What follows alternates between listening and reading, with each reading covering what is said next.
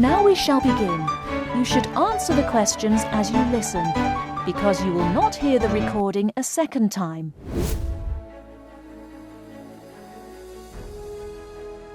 You are going to hear a lecturer giving a talk on a type of fundraising for business.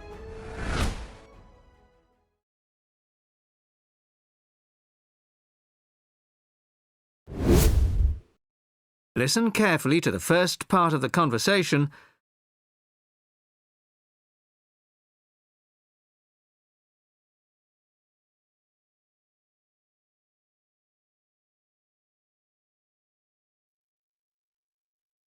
Good morning, everyone. Today, we're continuing our look at funding opportunities for small startup businesses.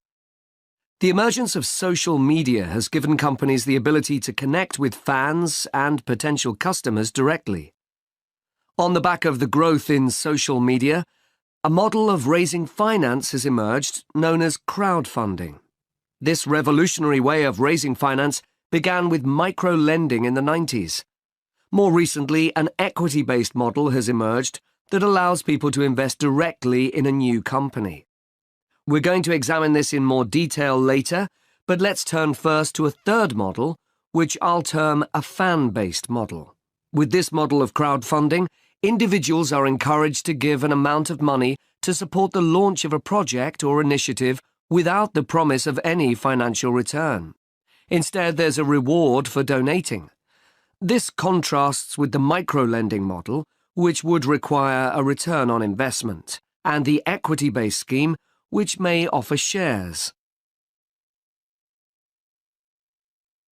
Crowdfunding portals or websites allow the business concerned to present the initiative along with the financial target required.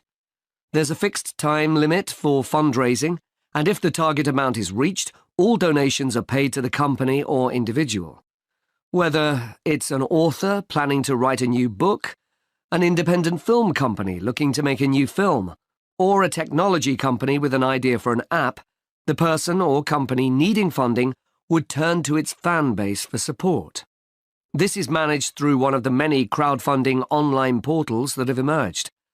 Of course, a fan or supporter of a particular initiative is likely to give money anyway.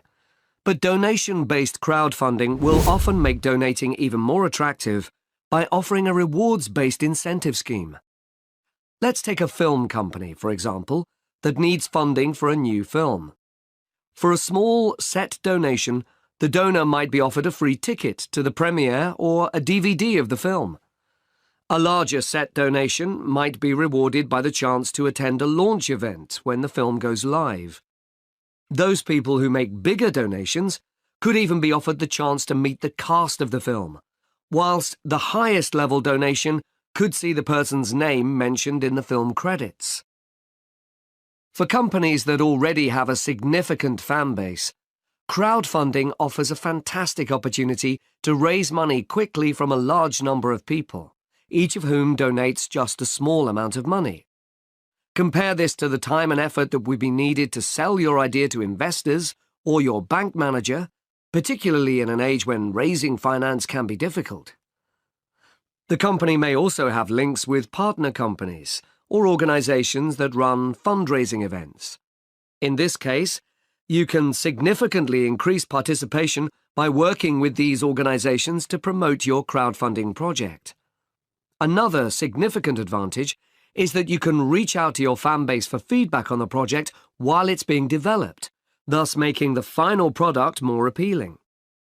Crowdfunding enables you to raise awareness of the product at an early stage, thus increasing the potential for sales. With so many people behind you, it can also act as a great incentive to get the best possible product out on time and on budget. You now have half a minute However, to there check are your answers. disadvantages to bear in mind. The model can be described as all or nothing. If you don't reach the monetary target required in the agreed time, all promises of donations are cancelled and no money is paid, leaving you back at square one. Should this happen, or still worse, you receive the funding but are unable to come up with the product, not only will your fans end up disappointed, but the portal will record the fact that you failed to reach your target, or that the initiative failed. Fulfilling all the pledges that you've made to people can also be very time-consuming. For example, remembering to send out copies of books or free cinema tickets can sometimes be forgotten in the excitement and frenzy of launching your product. People sometimes forget to factor in the cost of rewards when calculating profit margins. But these can be significant. And finally, if you have a small fan base, for example, you're a new company or have a small social media footprint, raising awareness of your initiative will be challenging. These drawbacks aside, donation-based crowdfunding is a wonderful opportunity for individuals or small startups to raise funds for that exciting new project whilst reaching out and connecting to the people who are most likely to support and promote your work for you. That is the end of part 1. You now have half a minute to check your answers.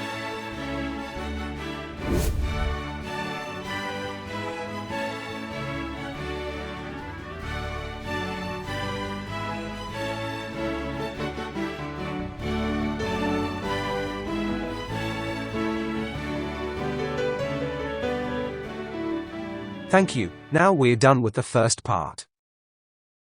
Moving on to the second section.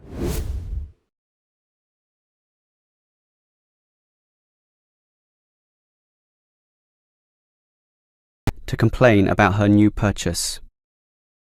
First, you have some time to look at questions 1 to 5.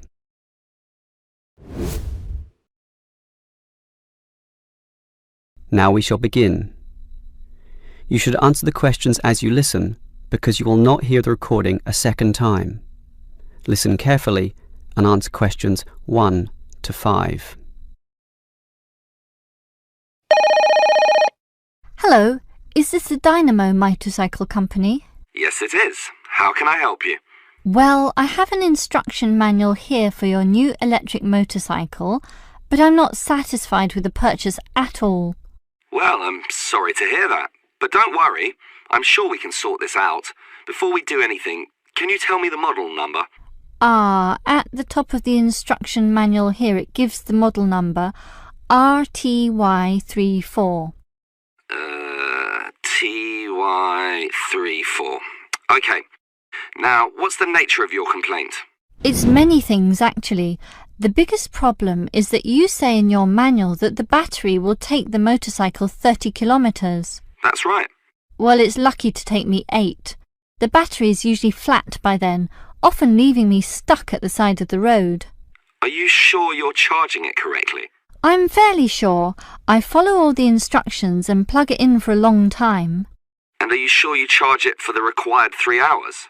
I charge it until the charging light goes off, and that's 2 hours, so that should be enough. And there's a serious design fault with this motorcycle. When you're riding it, there's no meter to show you how much power is left, so you actually don't know when the machine is going to stop working. There's a voltage gauge. Yes, but that tells you nothing. The needle fluctuates about from 55 to 45, so whatever it says is meaningless.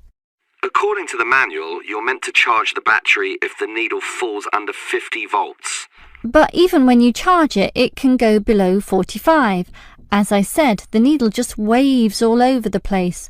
The result is that I'm always worried that the bike will leave me stranded in the middle of nowhere. Well, I'm sorry about that. Sure, but what are you going to do about it? Unfortunately, we don't have a refund policy, but if you take the bike to one of our shops, our mechanics will look at it. Perhaps there's a problem that we can fix. The gauge, for example. The other problem is the battery. I actually weighed it, and it's almost 6 kilograms, yet you say in your manual that it weighs only 3. I can barely pick the thing up, so it's not 3 kilograms at all. Maybe you purchased the wrong model by mistake. I doubt that very much. Basically, I think I've been defrauded, and I'd like to know what you're going to do about it. All right, I'll put you through to our complaints department. You now have half a minute to check your answers.